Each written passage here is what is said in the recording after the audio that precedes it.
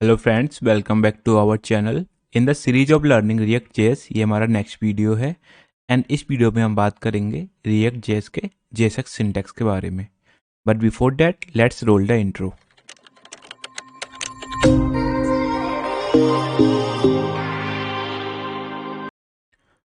तो जेएसएक्स के बारे में बात करने से पहले हमको ये जानना बहुत ज़रूरी है कि why React, why not JavaScript. तो देखो, जो काम आप रिएक्ट से करोगे वो सारा काम जावास्क्रिप्ट से भी हो जाएगा, बट जावास्क्रिप्ट में काफ़ी टाइम लगेगा और एफर्ट भी बहुत ज़्यादा लगेंगे। एंड रिएक्ट में अगर हम सेम काम करेंगे तो कम टाइम और कम एफर्ट में हम कर सकते हैं। सेकेंड थिंग ये कि सिंगल पेज एप्लीकेशन के लिए रिएक्ट एक डेडिकेटेड लाइब्रेरी है। तो कोई भी अगर सिंगल पेज एप्लीकेशन बनाना है तो जावास्क्रिप्ट में काफ़ी डिफिकल्ट होगा, वो काम हम इजीली रिएक्ट में कर सकते हैं। अभी हम अपने विजुअल स्टूडियो कोड में आते हैं और इस स्ट्रक्चर को समझते हैं। इसमें क्या है, सबसे पहले हम पब्लिक फोल्डर में जाएंगे और index.html पेज को ओपन करेंगे। index.html पेज में हमारा लिखा हुआ है id root। अब index.html क्या करता है, अगर किसी पब्लिक डायरेक्टरी में index.html पेज बना हुआ है तो ये उस एप्लीकेशन का एंट्री पॉइंट होता है। मतलब कि सबसे पहले ये कोड एग्जीक्यूट होगा। इस कोड में लिखा हुआ है id root। id root कहाँ पे रिजॉल्व हो रही है उसको देखते हैं।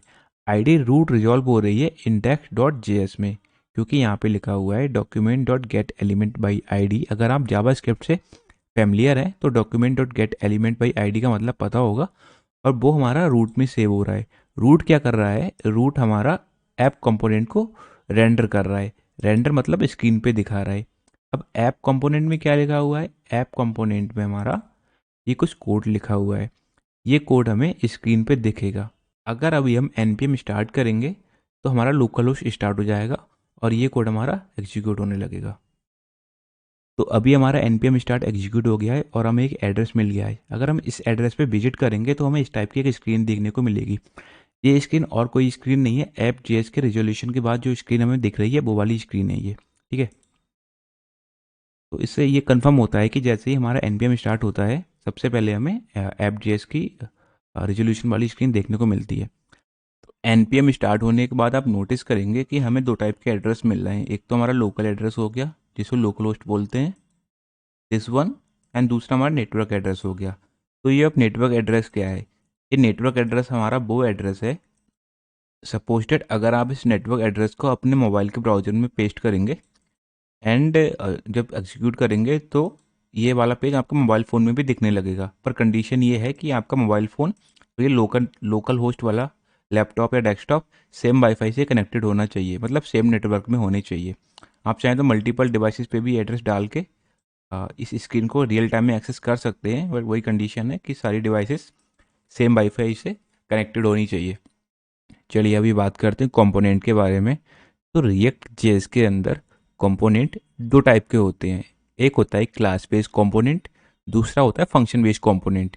क्लास बेस्ड कंपोनेंट आज के टाइम में मोस्टली यूज होते हैं क्योंकि ये इजी टू अंडरस्टैंड होते हैं और इनमें कोडिंग करना as compare to class based component थोड़ा सा ईजी रहता है। तो फंक्शन बेस्ड कंपोनेंट थोड़े से ईजी रहते हैं।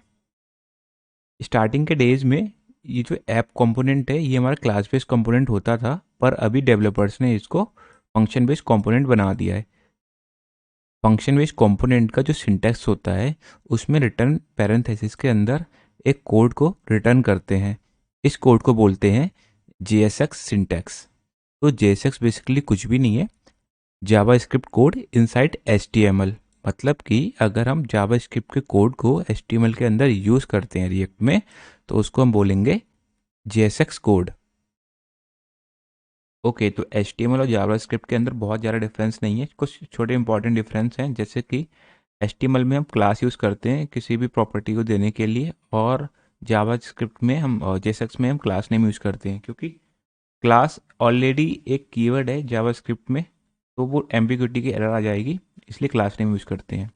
सेम यहाँ पर फॉर यूज़ करते हैं और जेएसएक्स में एचटीएमएल फॉर यूज़ करते हैं। जैसे कि मैंने यहाँ पे डिप दे रखा है, डिप के अंदर यहाँ पे अगर मैं क्लास लिख दूंगा तो ये मेरा एचटीएमएल की तरह काम करेगा, बट जावास्क्रिप्ट में भी एक क्लास कीवर्ड होता है, तो फिर यहाँ पे एम्बिग्युइटी की एरर आ जाएगी, इसलिए हम यहाँ पे क्लास नेम लिखते हैं। सेम अगर हमें यहाँ पे फॉर लिखना है तो फॉर को ऐसे ना लिखते हुए हम HTML फॉर लिखेंगे और कैमल केसिंग में लिखेंगे, क्योंकि रिएक्ट जेएस हमारा कैमल केसिंग सपोर्ट करता है। उसके बाद JSX के बारे में एक चीज़ और बात करते हैं। JSX जो हमारा होता है, जब जो रिटर्न करता है वो एक एक हमारा फाइनल टैग रिटर्न करेगा। इसको एक एग्जांपल से समझते हैं। जैसे कि अगर मैंने इस कोड को हटा दिया और यहाँ पे लिखा मैंने हेलो, तो यहाँ पे देखो मेरा हेलो प्रिंट हो रहा है। पर अभी मेरे को अगर ये भी प्रिंट कराना है तो मैं इस टाइप से प्रिंट नहीं करा सकता। यहाँ पे एक एरर आ जाएगी, element must be wrapped in an enclosing tag, did you want JSX fragment. मतलब ये जो डेटा है, इस डेटा को हमें एक पर्टिकुलर एलिमेंट के अंदर रैप करना पड़ेगा, जिसको हम बोलते हैं react fragment. React fragment basically कुछ नहीं होता है, सिंपल ये जो टैग होते हैं एम्प्टी टैग, इसको बोलते हैं रिएक्ट फ्रेगमेंट। तो अगर हम इस डेटा को रिएक्ट फ्रेगमेंट के अंदर पुट कर देंगे तो ये फाइनल एक हमारा रिएक्ट फ्रेगमेंट ही रिटर्न करेगा। तो अगर हम इसको एग्जीक्यूट करेंगे तो अभी हमारा डेटा देखो हाई और हेलो दोनों आ गया। अभी रिएक्ट एंड चैट जीपीटी की हेल्प से एक नेविगेशन बार बनाते हैं। तो मैंने चैट जीपीटी ओपन कर लिया है। यहाँ पे मैं लिखूँगा नेविगेशन बार फॉर JSX।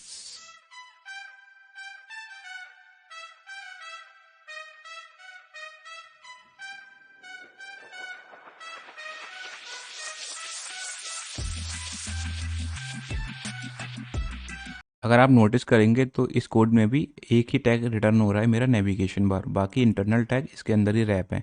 तो मैं इसको उठा लेता हूँ, कॉपी करा, और अगर मैं चाहूँ तो इस तरह से भी लिख सकता हूँ या फिर इस टैग को भी हटा सकता हूँ। दोनों केस में कोई प्रॉब्लम नहीं होगी, क्योंकि फाइनल टैग मेरा नेविगेशन टैग ही होगा। तो अभी अगर इसको एग्जीक्यूट करेंगे तो इस टाइप से मुझे स्क्रीन पर दिखने लगेगा, पर इसकी स्टाइलिंग में थोड़ा प्रॉब्लम है।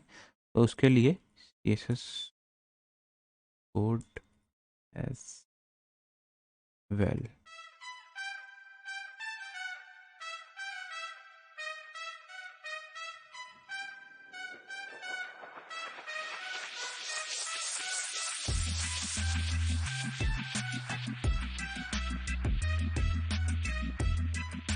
तो हमें CSS कोड भी मिल गया है इसका, इसको कॉपी करते हैं। अभी हमें क्या करना है कि जो CSS हमने कॉपी करा है उसको पर्टिकुलरली इस पेज में भी यूज़ कर सकते हैं डायरेक्टली, या फिर हम एक app.css फाइल है इसमें पेस्ट कर लेते हैं और सेव करते हैं। अब ये app.css फाइल app.js के अंदर इंपोर्ट हो रही है। इंपोर्ट और एक्सपोर्ट मैंने लास्ट वीडियो में बता रखा है, अगर कोई डाउट हो तो आप वो वीडियो देख सकते हो। ठीक है। तो अभी मेरा CSS का कोड app.css में है और जावास्क्रिप्ट का कोड इस पर्टिकुलर app.js में है। तो इसको एग्जीक्यूट करते हैं। तो देखो मेरा एक नेविगेशन बार बन गया। तो ये था हमारा JSX के बारे में। If you have any doubt let me know in the comment section. Hope you guys enjoy the video, and अगर इस वीडियो से कोई भी हेल्प मिली हो तो please like share and subscribe my channel. Thank you so much, मिलते हैं next video में।